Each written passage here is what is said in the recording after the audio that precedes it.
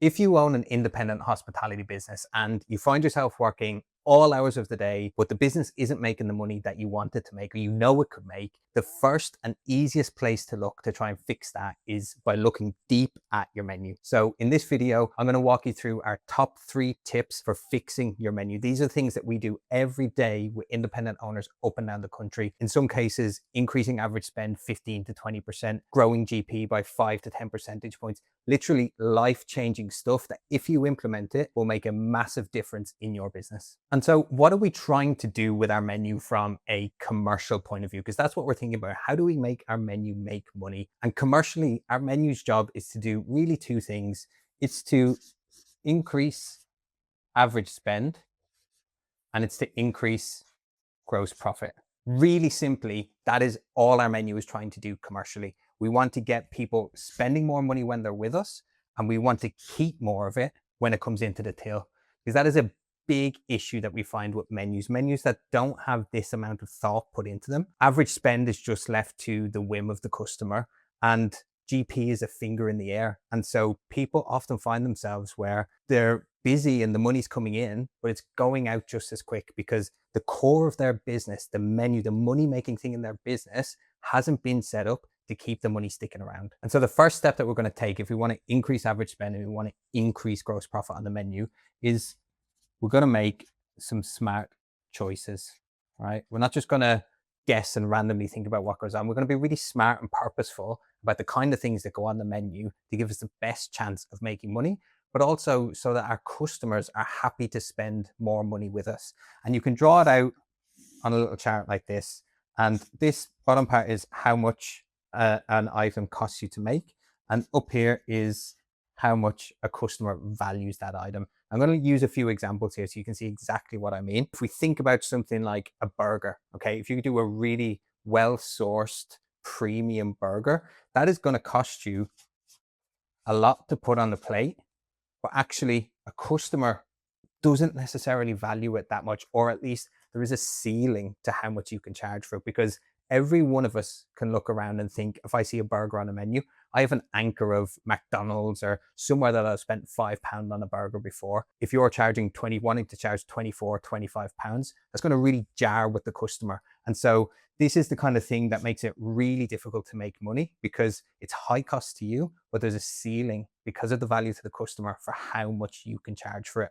Now, the opposite is true for one of the easiest places to make money in hospitality at the moment, brunch dishes, okay? And so if you think about a brunch dish, like avocado and eggs, for example, that is very low cost to put on a plate, but actually it's very high value for a customer. We've all seen this in action. I've seen someone pay £14.50 for 1 piece of sourdough, some smashed avocado and 2 poached eggs, and be absolutely delighted to spend the money, where people will grumble and grouse about paying £15 for a really thoroughly well-sourced premium burger. Where possible, what we want to do is find these dishes up here that are low cost to us, but that the customer perceives as high value, because that means the differential between what it costs and what we can charge for it is much higher. And guess what this is? This is your gross profit. More on this end is what we want to do. There is another element up here where if something is high cost to you and it has a high perceived value for the customer, charge what the customer values. Take, for example, a T-bone steak. This is the kind of thing where it costs you a lot to put it on the menu and a customer values it a lot. What we see the mistake of places doing so often is they'll want to put a T-bone on the menu. They'll make 20, 30% margin on it because they want to be seen as great value for having a T-bone. What actually happens in that situation is a customer almost doesn't believe. They see this thing that they value highly on the menu, but if you're not charging what it's worth, then they get a bit iffy about the quality and you're not going to sell very much. So if you have something that costs a lot and someone perceives as high value, charge what the customer is expected to charge and you can actually make your money on it. But the key in all of this is when you are making smart choices about your menu, is you need to know anything that's going on your menu, how much it costs you to put it on the plate. There are so many places that we work with that don't know the up-to-date cost of a dish.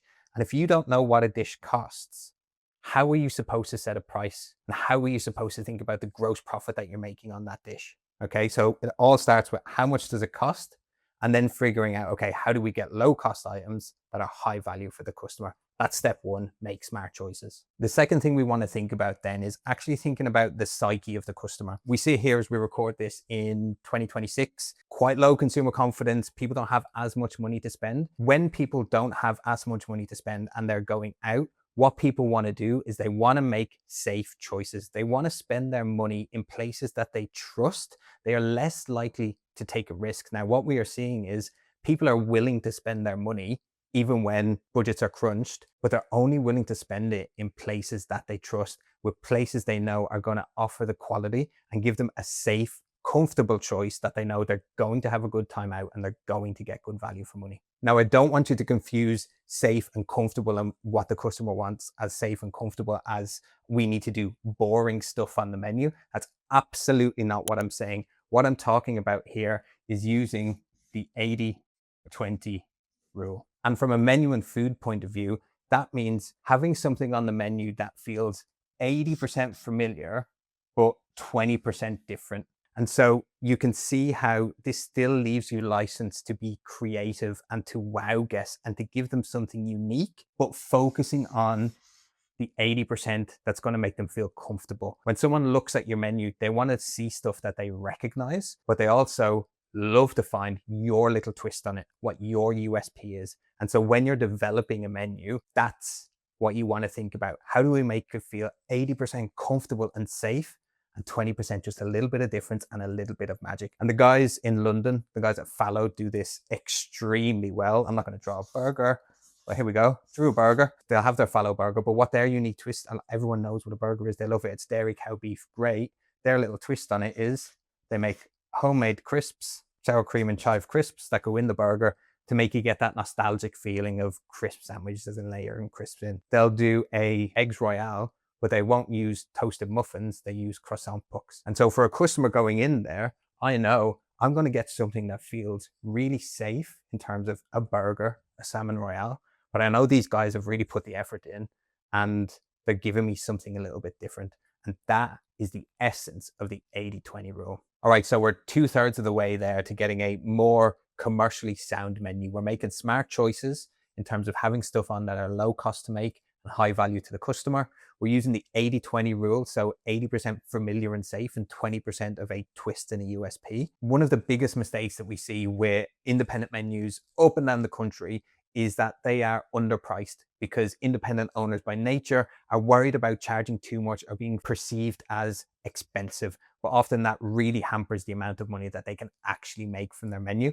And if you find yourself in that position where you're struggling to charge what needs to be charged because you're worried about being perceived as expensive, the last tip is perfect for you. And this tip is called the price anchor. Price anchor is a tactic that big chains use extremely well, and supermarkets up and down the country use it, and independents should steal. And so a price anchor is basically, we anchor ourselves to the first thing that we see on the menu. We will anchor everything else and we will judge everything else based on the first thing that we see. And so if we're in a situation where we're trying to sell a dish that is £28 and we're struggling to sell it, if the first thing somebody sees when they look at our menu is a £14 dish, it's no wonder that this £28 dish feels expensive, because I've anchored to £14 and all of a sudden this is twice as much. And so it feels expensive. It feels hard for me to put my hand in my pocket and choose this dish. Whereas if the first thing that somebody sees on the menu is £56 and you don't have to sell a lot of this one, it can be a dummy, it can be a decoy. If that's the first thing people see, then all of a sudden the £28 dish that I want to sell feels very cheap. It's half the price. And so you can see by drawing your attention to one of these two things, how expensive this is becomes very relative. In this situation, it's twice as expensive. In this situation, it's half as cheap. If you're struggling to put your prices up and charge what needs to be charged, consider using a price anchor to set everyone's expectations of, this is what I expect to pay, and then be happily surprised when all they have to pay is the £28.